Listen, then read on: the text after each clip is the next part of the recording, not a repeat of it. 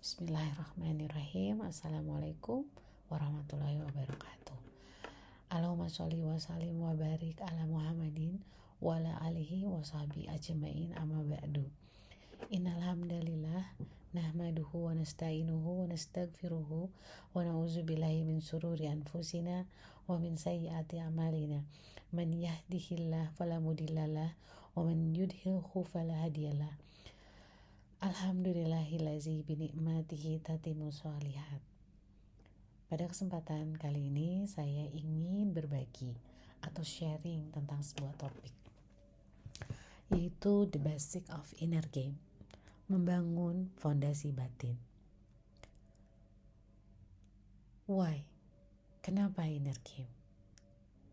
Ini adalah sebuah perjalanan menata dinamika yang terjadi di ruang batin yang ada di dalam diri kita, untuk menemukan atau agar kita menemukan keindahan, ketenangan, kebahagiaan, bahkan sebuah keberuntungan. Kemudian agar kita bisa memurnikan semua motif di dalam ruang jiwa atau ruang batin. Karena ini sebuah perjalanan, maka kita perlu memahami proses atau alur perjalanan ini agar kita bisa mendapatkan dampaknya. Lalu kenapa menata ruang batin ini penting?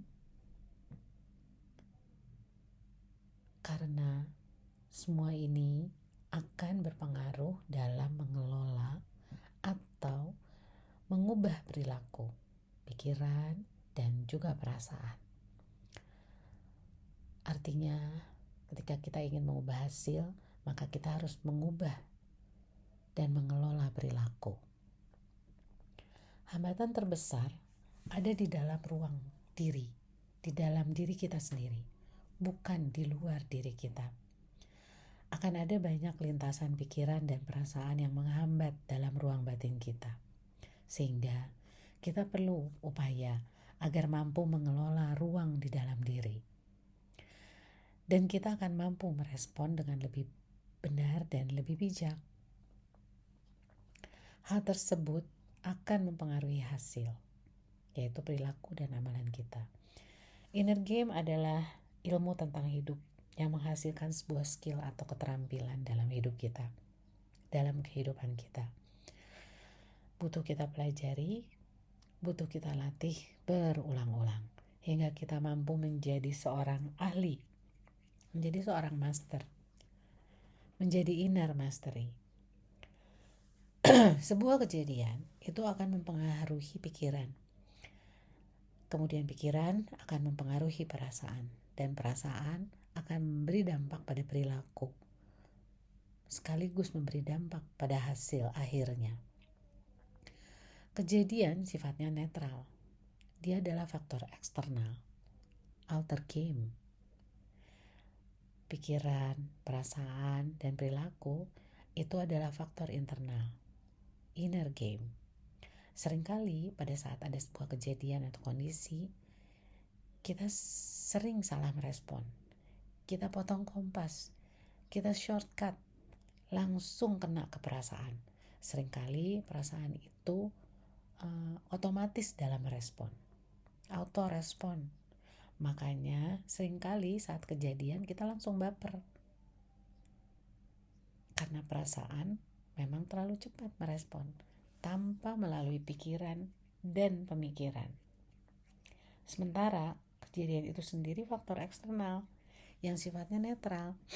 Jadi jangan berikan remote perasaan kita pada faktor eksternal.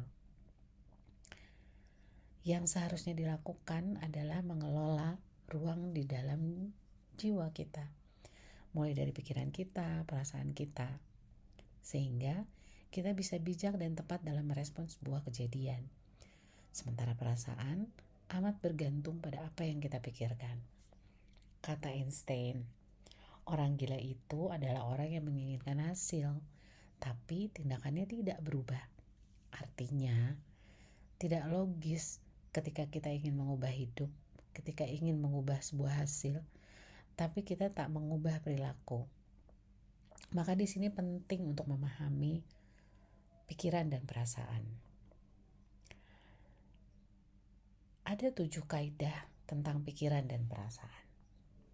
Yang pertama, manusia diberi kemampuan untuk memilih pikiran, perasaan, dan tindakan. Kemampuan manusia adalah ikhtiar, berupaya. Ikhtiar maknanya dalam bahasa Arab itu adalah memilih yang baik untuk kita, untuk diri kita. Jadi kita itu memilih pikiran, perasaan, perilaku yang baik untuk diri kita. Kaidah kedua, kejadian atau situasi tidak sama dengan pikiran. Bukan kejadian yang mempengaruhi perasaan kita, melainkan apa yang kita pikirkan tentang kejadian tersebut. Seperti informasi yang datang dari luar, omongan orang, atau informasi apapun. Dan apa yang kita pikirkan itu mempengaruhi perasaan. Lalu akan memberi pengaruh pada perilaku.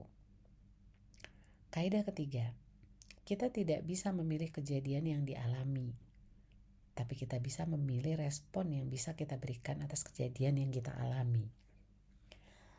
Ada sebuah nasihat dari Imam Ibnu Qayyum. Pada saat ada sebuah kejadian atau situasi, tahan dulu, sabar dulu, walau mungkin belum ridho. Nanti di tengahnya proses akan muncul rasa ridho. Saat kita ridho, nanti kita akan mampu melihat hikmah dan bahkan kita mampu bersyukur. Kaidah keempat, jika ingin mengubah hasil, maka ubah perilaku. Jika ingin mengubah perilaku, ubah perasaan. Jika ingin mengubah perasaan, maka ubah pikiran. Kaidah kelima, agar mampu mengelola pikiran dengan lebih baik, perlu kesadaran. Kita perlu sadar terlebih dahulu. Apa yang tidak kita sadari tidak akan bisa kita kendalikan.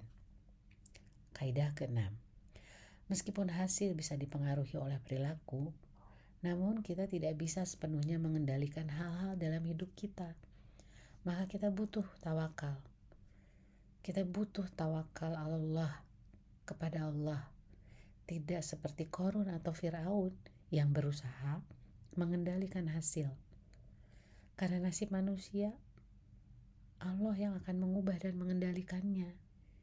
Inilah belief atau keyakinan seorang yang beriman.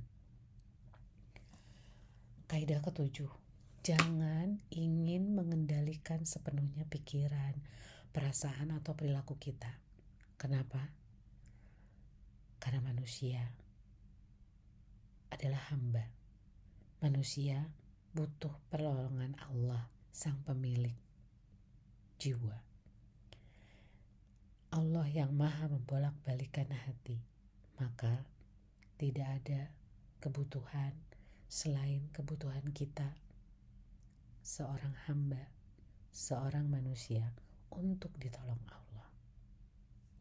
Demikian tentang 7 kaidah pikiran dan perasaan. Lalu, bagaimana menerapkannya dalam latihan sehari-hari? Atau yang kita sebut inner game practice, praktek inner game-nya. Kita latihan menulis pikiran. Kita sebut latihan menulis pikiran. Yang pertama, deskripsikan apa atau situasi apa, kejadiannya apa. Misalnya, anak di rumah susah diajak sholat jamaah ke masjid. Catat dulu situasi dan kejadiannya. Yang kedua, apa pikiran dan perasaan yang muncul pada saat kejadian itu? Gambarkan, misalnya pikiran awalnya, aduh anak nih malas, susah ngerti, diajak kebaikan kok susah banget. Perasaan awalnya yang muncul pasti kesel, mau marah, bahkan marah. Tapi kemudian kita akan, setelah beberapa saat, setelah dipikirkan, lalu kita berpikir lagi, muncul tuh pikiran baru. Lalu kita deskripsikan juga pikiran baru dan perasaan baru ini. Misalnya pikiran barunya, oh mungkin kesadarannya ada, tapi kepahaman dan keyakinannya belum ajak, belum sanggup jadi fondasi yang menopang dia untuk beramal.